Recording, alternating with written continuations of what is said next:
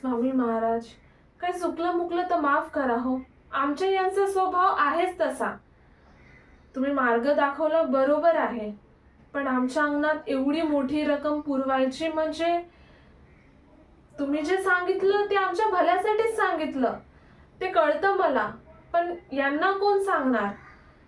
लय साधे भोळे आहे हो हे. जेवढी मी तुमची भक्ती करते त्याच्यापेक्षा जास्त हे तुम्हाला मानतात.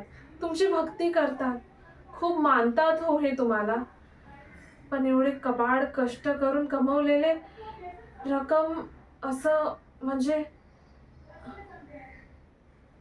माफ करा हो स्वामी महाराज, पण मी यांच्या विरुद्ध नाही जाऊ शकत. आमच्याकडून काहीही चूक झाली असेल तर आम्हाला सांभाळून घ्या. नमस्कार करते मी.